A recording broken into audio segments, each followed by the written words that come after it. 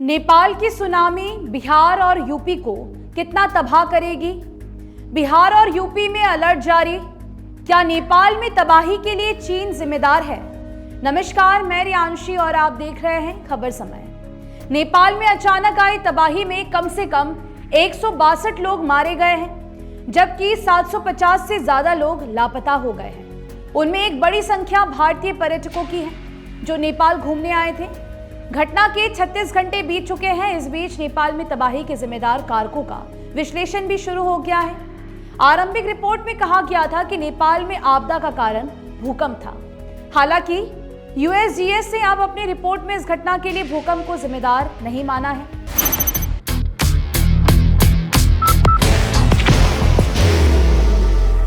There will only be one insignia. अब सवाल यह है कि अगर नेपाल में तबाही का जिम्मेदार भूकंप नहीं था तो फिर क्या था? वैज्ञानिकों और विश्लेषकों ने इसका भी पता लगा लिया है।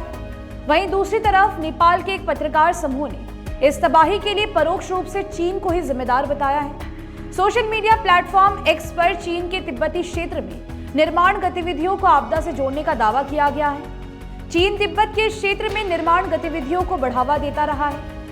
गेरोंग क्षेत्र में चीन के द्वारा पहाड़ियों की कटाई, बस्ती और बंदरगाहों के निर्माण जारी रहने से नदी के प्राकृतिक प्रवाह में बदलाव आदि के चलते हिमालय का पारिस्थितिकी तंत्र प्रभावित हुआ है। नेपाल में जो सुनामी आई थी वो तिब्बत की ओर से ही आई थी। नेपाल के पत्रकार समूह का मानना है कि चीन के द्वारा जानबूझकर पैदा किया गया ये एक संकट है।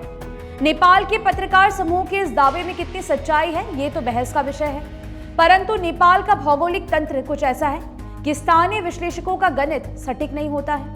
सैटेलाइट, भूकंप की तरंग, ग्लेशियर इत्यादि की बहुलता में विशेषज्ञ ना तो भूकंप और ना ही प्राकृतिक आपदा की सही गणना कर पाते हैं। नेपाल में जो थोड़ा बहुत बचाव या सतर्कता का क्षेत्र है वो चीन के द्वारा जारी मौसम बुलेटिन पर आधारित होता है। हालांकि यह भी कहा जा रहा है कि अगर चीन ने समय पर आपदा की जानकारी नेपाल को दी होती तो इतनी बड़ी तबाही वहां नहीं होती। खैर, अब जो सच्चाई सामने आ रही है उसके अनुसार नेपाल में आई तबाही ग्लेशियर ढहने से हुई थी। बाहर की भागदौड़ अब नहीं तोड़ेगा आपके घर का सुकून। SBM गोल्ड UPVC विंडोज, आपके घर का सुकून। यूएसजीएस ने अपनी फाइनल रिपोर्ट दे दी है। अमेरिकी भूवैज्ञानिक सर्वेक्षण में ग्लेशियर के ढहने और उसके बाद मलबे के बहने से उत्पन्न स्थिति जबरदस्त थी। अमेरिकी भूवैज्ञानिक सर्वेक्षण ने इस घटना की तीव्रता को 5.2 कर दिया है। ग्लेशियर के ढहने और मलबे के बहाव ने नीचे की ओर विनाशकारी प्रभाव पैदा किया, जिसके परिणाम स्वरूप रासुवा, धादिंग और आसपास के क्षेत्रों में भारी तबाही आई, जो कि नेपाल में लगातार इसका मंजर देखने को मिला। नेपाल में तबाही आ चुकी है, जानमाल का भारी नुकसान हुआ है। अब तक 160 से ज्यादा लोगों की मौत हो चुकी है, जबकि 750 से अधिक लोग लापता बताए जा रहे हैं। कम से कम 130 से ज्यादा भारतीय लापता है। नेपाल में राहत एवं बचाव कार्य तेज कर दिया गया है। भारत के प्रधानमंत्री नरेंद्र मोदी ने नेपाल को हर संभव सहायता देने का आश्वासन दिया है। अब सवाल यह भी है कि नेपाल में तबाही के बाद क्या बिहार और उत्तर प्रदेश में भी सुनामी आने वाली है? ये सवाल इसीलिए उठ रहा है कि नेपाल में बहने वाली नदियां अंततः बिहार और उत्तर प्रदेश में मिल जाती है। नेपाल की नारायणी नदी बिहार में गंडक नदी बन जाती है। इसी तरह से बिहार की कोसी नदी का भी नेपाल की नदी से सीधा संबंध है।